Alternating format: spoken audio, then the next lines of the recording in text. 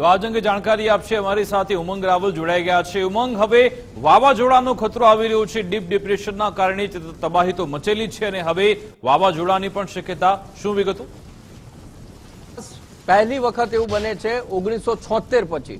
આટલા વર્ષોમાં એ પેટર્ન, એવી પેટર્ન કે જમીની સ્તરથી જઈ ડીપ ડિપ્રેશન જળની અંદર વાવાઝોડું બને તેવી શક્યતાઓ વ્યક્ત કરવામાં આવી છે અને લેટેસ્ટ ઇમેજ જે હવામાન વિભાગ તરફથી આવી રહી છે જેમાં આશંકા વ્યક્ત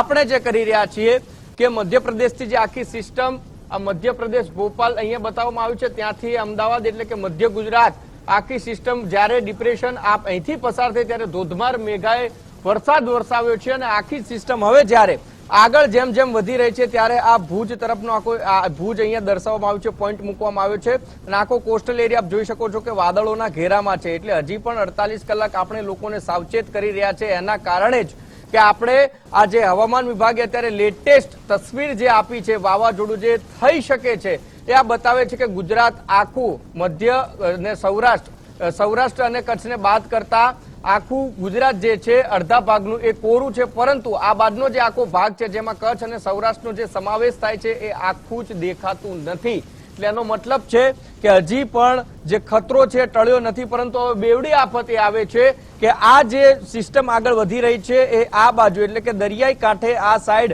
અહીંયા એ વાવાઝોડામાં પરિવર્ત થઈ શકે છે। એટલે વાવાઝોડું જો અહીંયા રોકાય અથવા તો ઓછું થાય તો આવનારો સમય ખૂબ જ ગુજરાતના કોસ્ટલ એરિયા કે દરિયાઈ કાંઠે માટે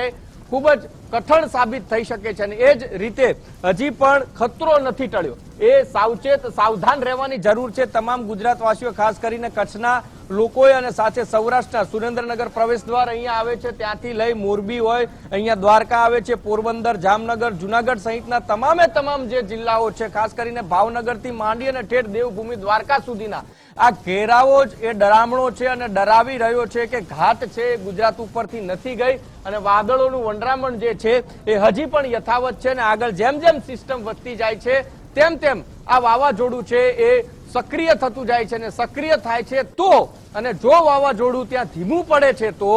આવનારો સમય ગુજરાત માટે કપરો સાબિત થશે, કારણ કે વાવાઝોડાનો ખતરો ગુજરાત ઉપર મંડરાઈ રહ્યો છે। એક બાજુ વરસાદી આફત અને બીજી તરફ વાવાઝોડાનો ખતરો છે દેખાઈ રહ્યો છે। 1976 પછી આ સિસ્ટમ જોવા મળી છે અને એ જ પેટર્ન મધ્યપ્રદેશથી ગુજરાત અને ગુજરાત પછી ગુજરાતનો જે દરિયાઈ કાંઠો છે ત્યાં આગળ જતા છે એ આ વાવાઝોડું સક્રિય થતું દેખાઈ રહ્યું છે। બિલકુલ, આભાર ઉમંગ, તમામ જાણકારી આપવા બદલ, અમારી સાથે જોડાવા બદલ।